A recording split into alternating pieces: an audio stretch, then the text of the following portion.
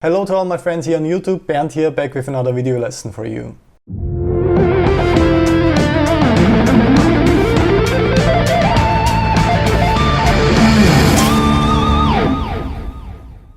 Since we discussed quite a lot of technique-related topics in the last couple of weeks, I'd like to focus on music theory for now. Don't worry too much, we'll get back to the super fun shredding stuff too, but it's also very important for me to show you a couple of theory concepts that you will benefit from greatly in the future. Today I prepared a cool exercise revolving around the circle of fifths. This one will hopefully offer you a bit of a different view on the topic, and I will explain everything you need to know in detail. First, as always, let's check out the exercise I prepared for you this week.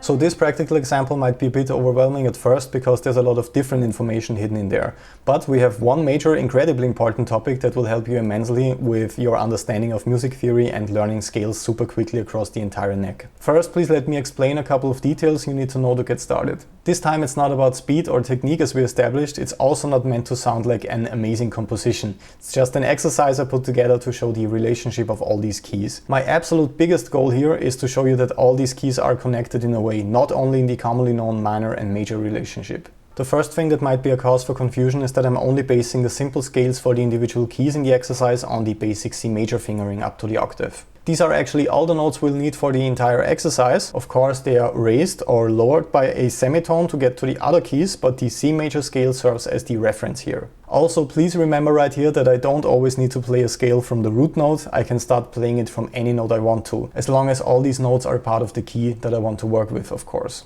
In this exercise, only the C major scale is played from the root note. The root of all the other scales is placed somewhere else in the fingering of each position. That way we can keep the exact same pattern for the entire exercise and it's easier to observe the differences. But that also means that C or sometimes C sharp is repeated in the other scales where it's not the root note, but that way we can keep the simple 4/4 time signature and just play quarter notes for the entire section. Now the very best way of explaining why you should learn about what's happening here is just isolating the keys of C major and G major in the beginning. The circle of fifths is constructed by establishing C as the first note or key. This interval has a very important role in music, and if you're a rock or metal player you will immediately think about the power chord.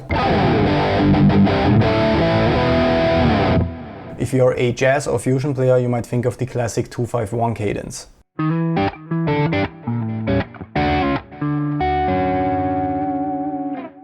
Here the dominant chord on the fifth scale degree is building up all the tension until we resolve back into the tonic. Anyways, when I'm thinking about the interval, I mostly see the fretboard in my mind's eye. By thinking that way, us guitarists can easily visualize and understand the circle of fifths. So when I'm playing C here in this position on the fretboard, third fret of the A string, I'm actually playing the right side of the circle. So I'm playing C, G, G, D, D, A, E, and so on. In order to get to the other side, or to just go full circle so to say, I could continue with this approach, but usually we turn the interval around and work from C again into the other direction. For example, C, F, F, B flat, B flat, E flat, E flat, A flat, and so on. So that's just the basic concept here summed up really quick. All that gets much more useful and interesting when we check out the accidentals in each key. Let's stick with the major scale for now, since the structure of the major scale is whole tone, half tone, whole tone, whole tone, half tone.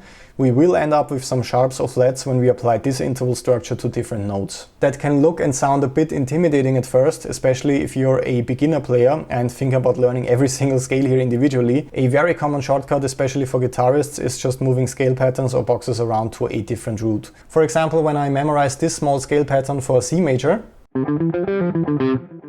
I could just move it quite easily since it starts with the root. If I wanted to play in G major, for example, Of course, that works to some extent, but a deeper knowledge will help you out a lot in the future, especially with sight reading, sheet music writing or composition in general. Now that we covered all the basics, it's finally time to show you the system I want you to internalize today. As you know from my online courses or other videos, I teach scales in a way that's far away from just learning scale boxes and where to put your fingers. We learn about how all the scales are related, what notes are changing compared to natural, major and minor, for example, and how to apply all that correctly in a practical context. So when we isolate the first part of the exercise, we get C major and G major.